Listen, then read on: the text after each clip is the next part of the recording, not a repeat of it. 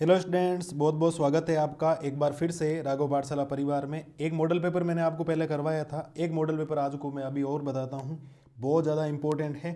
जो आपके कक्षा 12 में भौतिक विज्ञान का जो पेपर होने वाला है, कक्षा 12 का समय रहेगा 3.25 घंटे का और पूर्णांक रहेंगे 56। बहुत इंपॉर्टेंट क्वेश्चन है, ये मैं आपको बताने जा रहा हूँ, तो बढ़िया तरीके से ध्यान से देखिएगा। इनके उत्तर वगैरह एक एक चीज़ बताता हूँ, शानदार तरीके से आपके ये क्वेश्चन होने वाले। ठीक है, हम लोग सबसे पहले बात कर लेते हैं खंड ए की। किसकी बात कर लेते हैं? खंड ए की। खंड ए में बहुविकल्पीय प्रश्न है, मतलब एबीसीडी वाले हैं। तो पहला सवाल क्या कह रहा है? एक कुलोम आवेश में इलेक्ट्रॉनों की संख्या कितनी होती है? कि एक जो कुलोम आवेश होता है उसमें इलेक्ट्रॉनों की संख्या कितनी होती है, ये आपके एक पहला सवाल है। कि निम्न में से कौन सा सही है? जूल बराबर कुलाम गुणा वोल्ट होता है, या जूल बराबर कुलोम बटा वोल्ट होता है, या जूल बराबर वोल्ट बटा एम्पियर होता है, या जूल बराबर वोल्ट इनटू एम्पियर होता है। ठीक है, दूसरा सवाल भी समझ में आ जाना चाहिए। फिर क्या कह रहा है? किसी चालक की प्रतिरोधकता एवं चालकता का गुणनफल निर्भर करता है अनुप्रस्थ काट क्षेत्रफल पर, ताप पर, लंबाई पर, या उपयुक्त में से कोई नहीं। ठीक है, अति चालक पदार्थ की चालकता होती है कि जो अति चालक पदार्थ होते हैं उनकी चालकता कैसी होती है? अनंत होती है, या जीरो होती है, या बहुत कम होती है, या अत्यधिक होती है, ये आपको बताना है। चुंबकीय क्षेत्र की तीव्रता का विमीय सूत्र क्या है? जो चुंबकीय क्षेत्र होता है ना, उसकी तीव्रता का कौन सा विमीय सूत्र होता है, इसमें से आपको बताना है बढ़िया तरीके से। ठीक है, अगला क्वेश्चन। किसी विद्युत परिपथ में धारा वोल्टता से m/2 कोण परिपथगामी है, तो परिपथ है केवल R, केवल C, केवल L या RC परिपथ, ये आपको बताना। ठीक है, ये पाइटिंग सदिश का मान कितना होता है? ये चार ऑप्शन आपके पास है, इनको बढ़िया तरीके से बताना है आपको। ठीक है, अगला है समतल दर्पण की वक्रता त्रिज्या होती है। जो समतल दर्पण होता है उसकी वक्रता त्रिज्या कैसी होती है? धनात्मक होती है, या ऋणात्मक होती है, या शून्य होती है, या अनंत होती है, ये आपको बताना है। फिर अगला क्वेश्चन नंबर, ठीक है, 8वां बढ़िया तरीके से देख लेना। देखो, वस्तु से बड़ा आभासी प्रतिबिंब बनाता है, अवतल दर्पण बनाता है, उत्तल दर्पण बनाता है, समतल दर्पण बनाता है, या अवतल लेंस बनाता है, ये आपको ध्यान रखना। ठीक है, कला समद स्रोत संपोषी व्यतिकरण उत्पन्न करते हैं, तो उनके मध्य कलांतर कितना होगा? कलांतर पाई होगा, या कलांतर π/2 होगा, या कलांतर 3π/2 होगा, ये आपके 2π होगा, ये बात आपको बतानी। ठीक है जी, ये बात आपको बढ़िया तरीके से ध्यान रखनी। फिर क्या है? प्रकाश विद्युत धारा का मान निर्भर करता है। प्रकाश विद्युत धारा का मान किसके ऊपर निर्भर करता है? आपतित प्रकाश की तीव्रता पर करता है, या आपतित प्रकाश की आवृत्ति पर, या धातु के कार्य फलन पर, या उपयुक्त सभी। ये चारों ऑप्शन भी सही हो सकते हैं, इस बात को ध्यान रखना आप लोग। ठीक है, कण के संवेग एवं तरंग दैर्ध्य में पर्याप्त सही ग्राफ है कौन सा? कि जैसे जैसे तरंग संवेग बढ़ेगा तरंग दैर्ध्य भी बढ़ती जाएगी, लैम्बडा का मतलब तरंग दैर्ध्य हो गया ना। ये चारों ऑप्शन आपके पास है, तो चारों में से कौन सा ऑप्शन सही है ये आपको पता लगाना, इस बात को ध्यान रखना आप लोग। ठीक है, अगला क्वेश्चन, परमाणु के तृतीय कक्ष से इलेक्ट्रॉन बाहर निकालने हेतु आवश्यक ऊर्जा कितनी होगी? वो -13.6 ईवी होगी, या -13.6/3 ईवी होगी, या आपके पास ये बटा में 9 आ जाएगा। ये चारों ऑप्शन में से एक ऑप्शन आपका क्या होगा? करेक्ट होगा, इस बात को ध्यान रखना। ठीक है, संकट प्राचल b बराबर 0 के लिए प्रकीर्णन कितना होता है? अल्फा बराबर 90 डिग्री, या 360 डिग्री, या 180 डिग्री, या 270 डिग्री। इन चारों में से एक कोण आपको बताना है, इस बात को ध्यान रखना। प्रकीर्णन कोण बोला जाता है अल्फा को। ठीक है, 15वां सवाल क्या कह रहा है?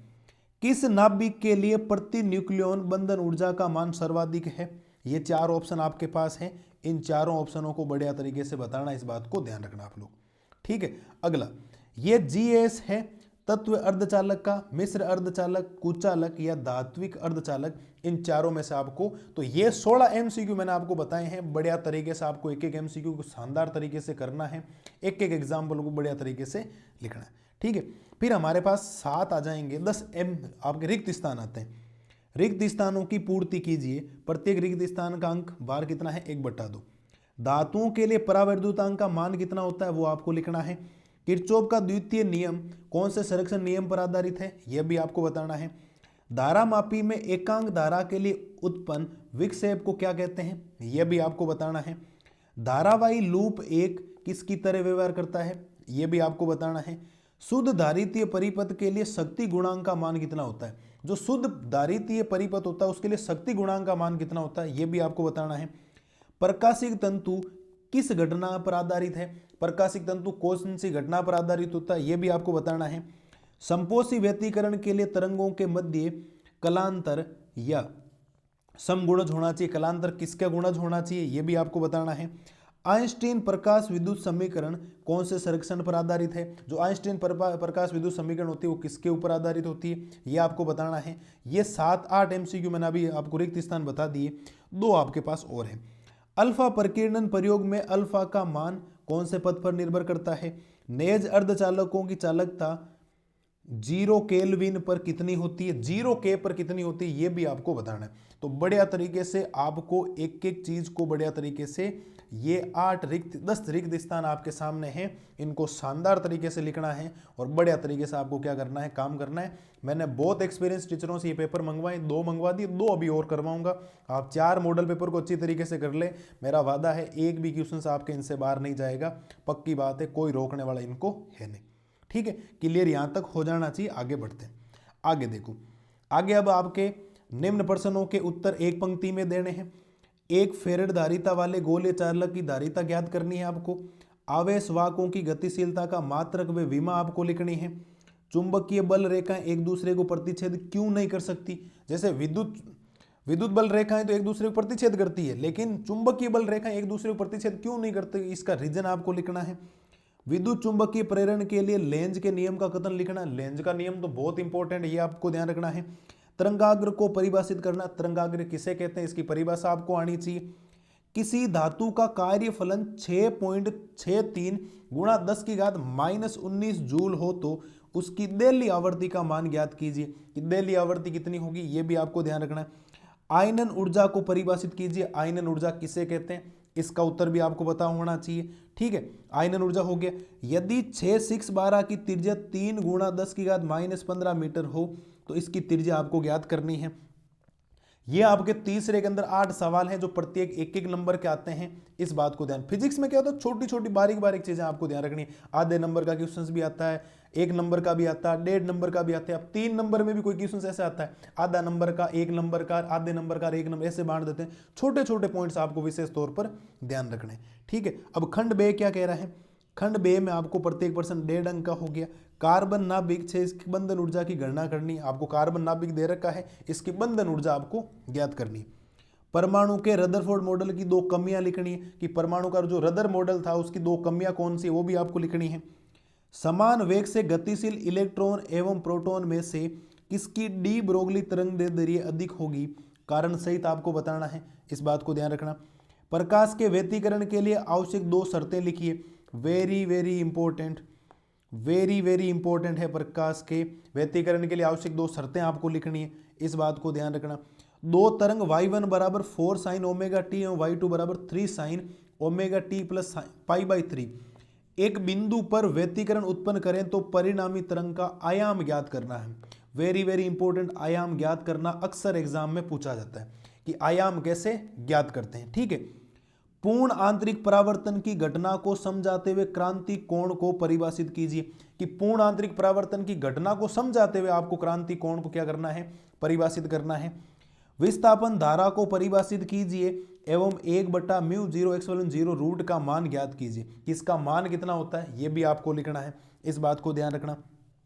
ठीक है, फेराडे के विद्युत चुंबकीय प्रेरण के नियम को आपको लिखना, जो कि फेराडे का जो विद्युत चुंबकीय प्रेरण का नियम होता है वो नियम क्या कहता है उसके बारे में भी आपको लिखना है। ठीक है, अगला, किसी परिपथ में 0.1 सेकंड में धारा 5 एम्पीयर से 0 तक गिरती है। यदि औसत प्रेरित विद्युत वाहक बल 100 वोल्ट है तो परिपथ में प्रेरक के स्वप्रेरकत्व की आपको गणना करनी है, इस बात को ध्यान रखना। तो ये 12 क्वेश्चंस आपको और ध्यान रखने हैं जो विशेष तौर पर मैंने आपको अच्छी तरीके से बता दी। एक एक क्वेश्चंस को बढ़िया तरीके से एकदम जितना याद हो सकता है ना उतना याद कर लें, आपका काम इजी वे में हो जाएगा, कोई समस्या आपको नहीं आएगी। ठीक है, ये हो गया। फिर 13वां क्वेश्चन, किसी छड़ चुंबक के चुंबकीय आघूर्ण को परिभाषित कर छड़ की प्रभावी लंबाई 0.1 मीटर एवं ध्रुवों की ध्रुवण पारगम्यता 40 एम्पीयर गुणा मीटर हो तो चुंबकीय आघूर्ण की गणना करनी है। चुंबकीय आघूर्ण भी बहुत इंपॉर्टेंट है साहब, चुंबकीय आघूर्ण भी आपको गणना करनी है, ये भी बहुत इंपॉर्टेंट हो जाता है, इस बात को ध्यान रखना। ठीक है, दो सेलों के श्रेणीक्रम संयोजन से तुल्य विद्युत वाहक बल का मान ज्ञात कीजिए, कि दो सेलों के श्रेणीक्रम संयोजन से जो तुल्य विद्युत वाहक बल होता है उसका मान कितना होता है वो आपको ज्ञात करना है। समविभव पृष्ठ को परिभाषित कर दो समविभव पृष्ठों के परस्पर प्रतिच्छेदन न करने का कारण बताइए, कि ये प्रतिच्छेद क्यों नहीं करते हैं, इसका कारण आपको बताना। तो ये आपको 12 1.5 नंबर के क्वेश्चन ध्यान रखने हैं, जो विशेष तौर पर अच्छे क्वेश्चन से ध्यान रखिएगा आप लोग। ठीक है, अब हम लोग बात कर लेते हैं खंड से की, सेक्शन सी की। किसकी बात कर लेते हैं? खंड सी की। प्रत्येक प्रश्न कितने अंक का हो जाएगा? 3 अंक का। सी और डी बहुत इंपॉर्टेंट होता है, इस बात को ध्यान रखना।